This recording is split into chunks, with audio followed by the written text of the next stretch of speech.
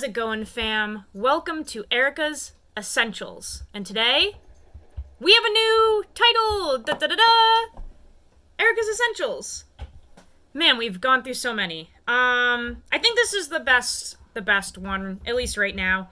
Erica's Essentials. Yeah.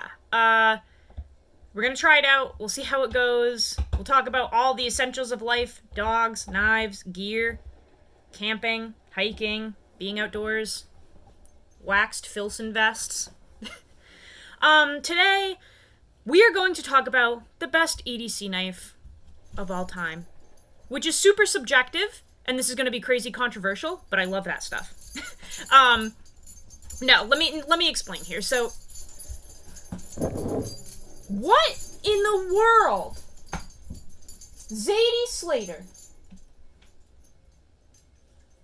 You are a disgusting dog. Nutty. She's so fucking weird. Okay, let's get into it. So today I had to go get my tires changed. I needed, way better tires than I had on my truck because mine were completely bald, and it's snowing today here in New Hampshire. And I needed an inspection and all that stuff. So I was at the garage all morning. And the mechanics were walking around. I actually know a lot of them. I went to school with a few of them. And they had their Snap-on utility knives, and some of them had, like, Kershaw's, and some of them had Benchmades. And you can tell by the clip if you're a knife nut.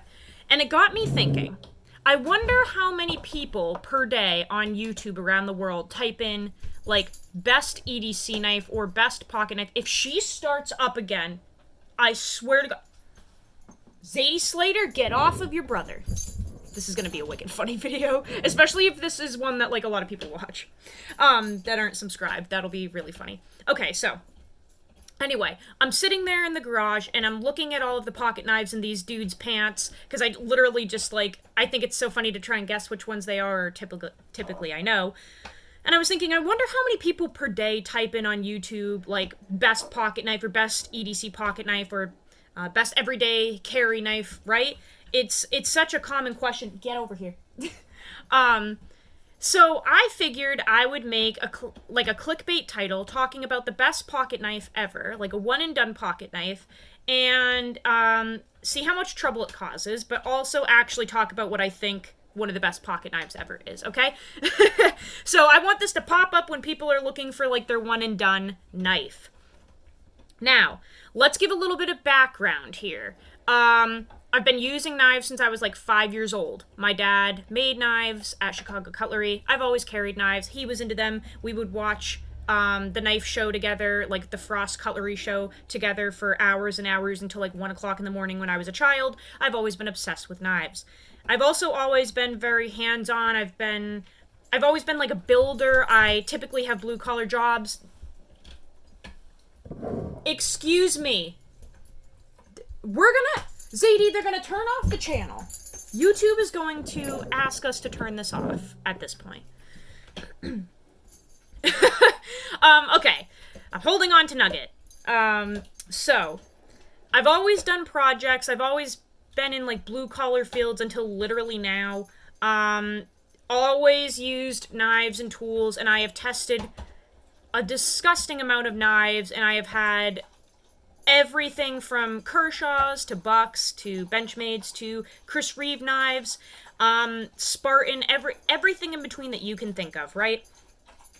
So, and you know, doing mechanic work. I used to actually build carburetors for snowmobiles back when they weren't electronically fuel injected and they actually had carburetors. I would work on those. I've been a maintenance mechanic in a warehouse. I've worked on a farm.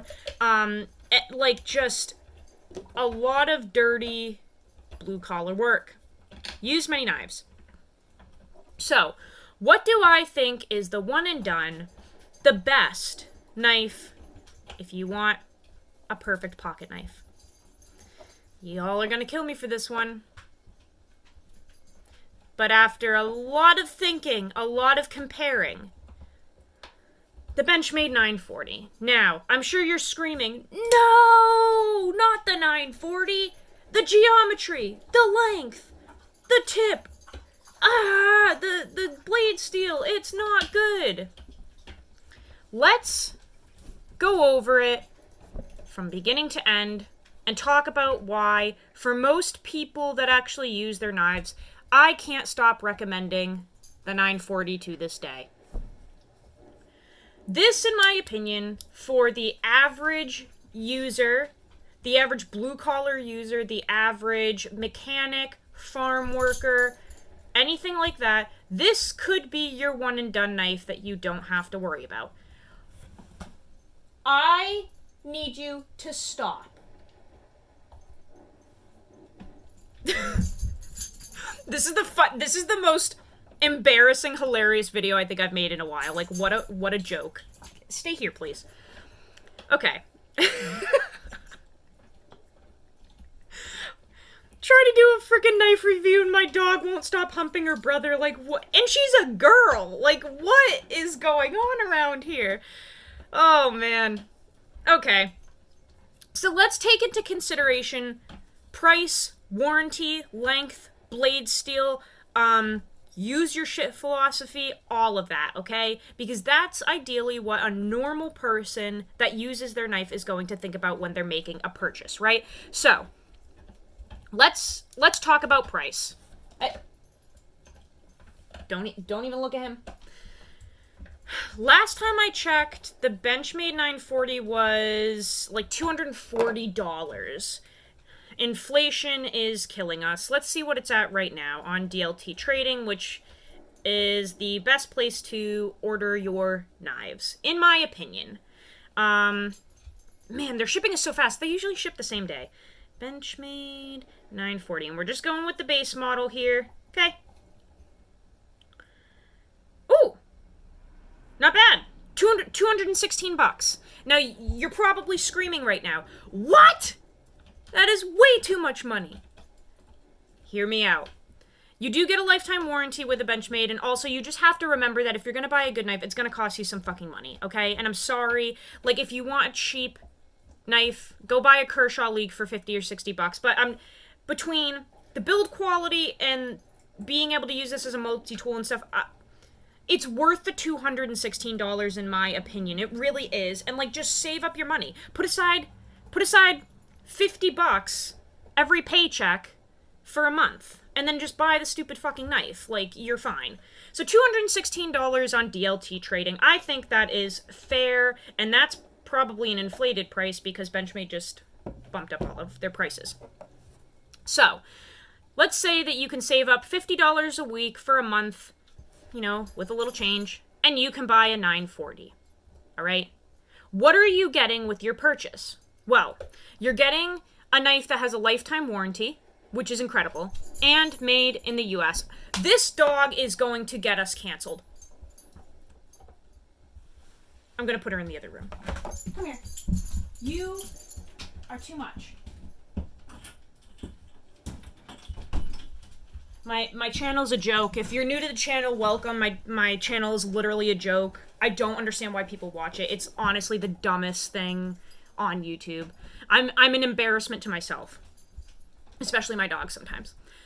Okay, so what are you getting? You're getting a lifetime warranty. So basically, if anything happens to your Benchmade knife, you can send it back into Benchmade and they're going to take care of you. Now, you may have to pay money for certain things. Like, for example, if you're being stupid like I am and you break this blade in half, you can send it back into Benchmade. They will give you a new blade, but you're going to have to probably pay $50 for a blade swap, okay?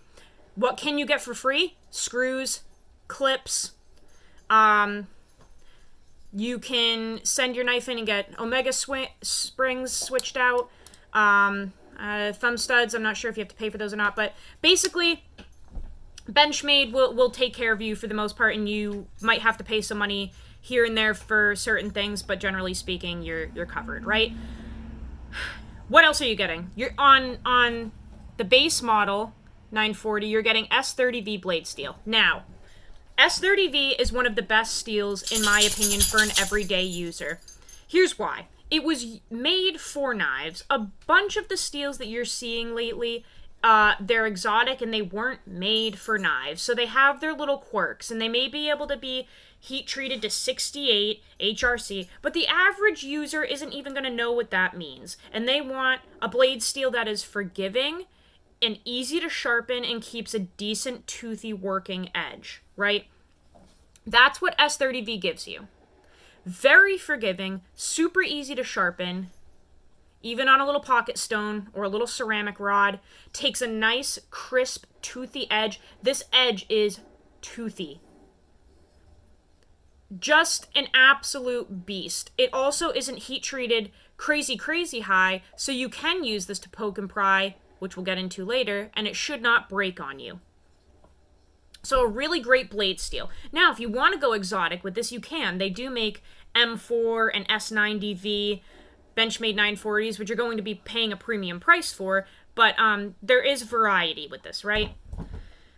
Now, one of the biggest things about the 940 that is just unbeatable for me after clearly many years of extended use is the fact that this is the biggest pack-a-punch knife that you can get in the smallest package. What I mean is, you really can't find a knife much thinner than the 940 that carries so sleek and slim.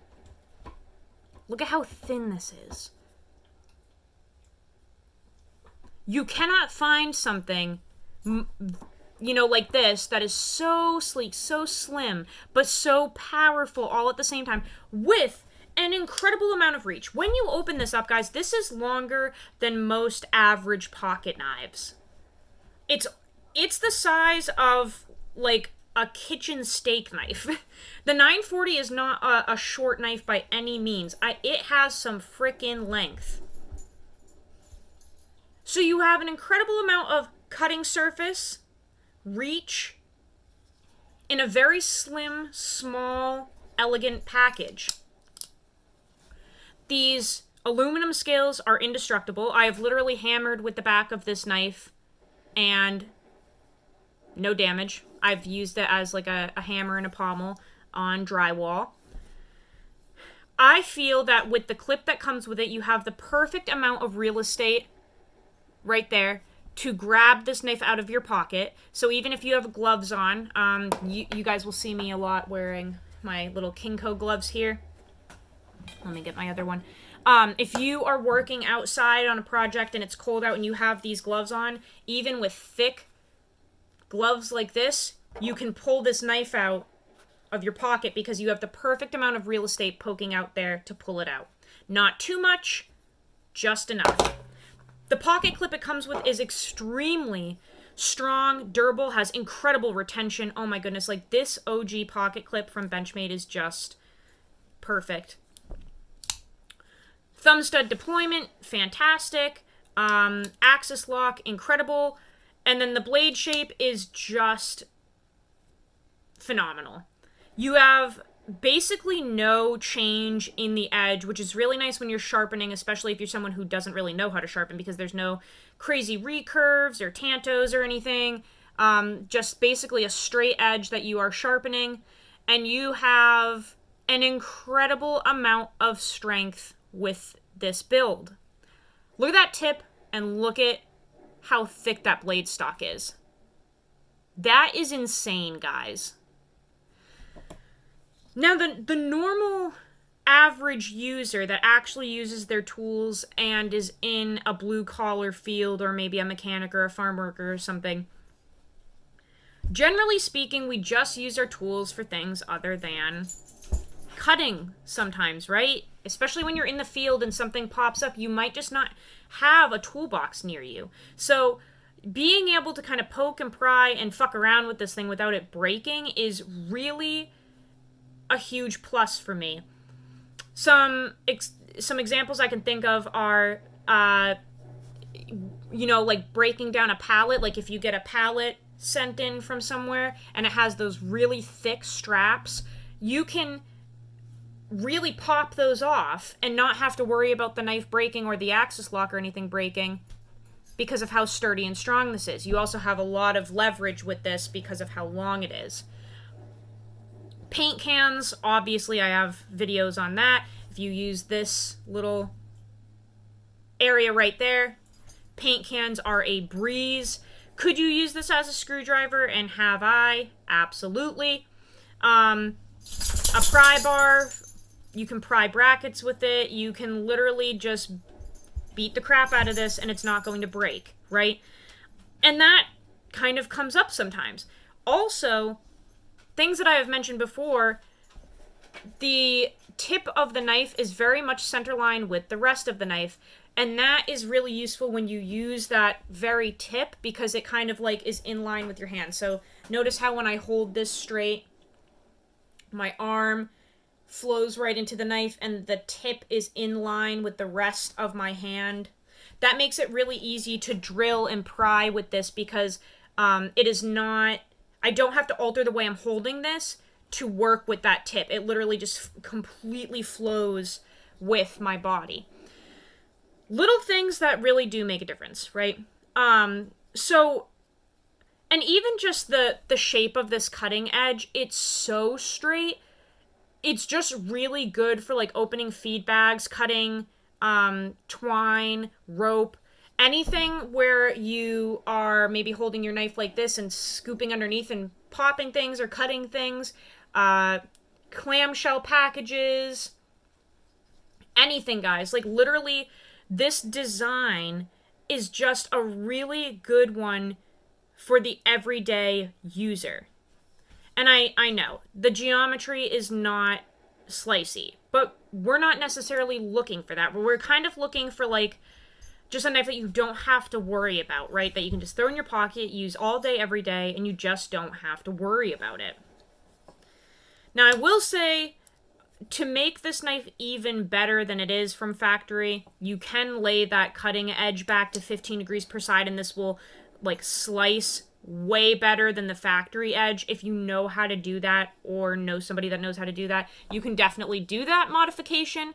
I did, so I have a 15 degree edge on each side, so that cutting bevel is a little thicker than it was when it came from factory, and that just helps it kind of thin out at the edge and slice better. And no, it does not affect the durability of this blade at all. I have had zero issues with this since laying the edge back, and it's just a cool little thing that you can do if you want better slicing capabilities.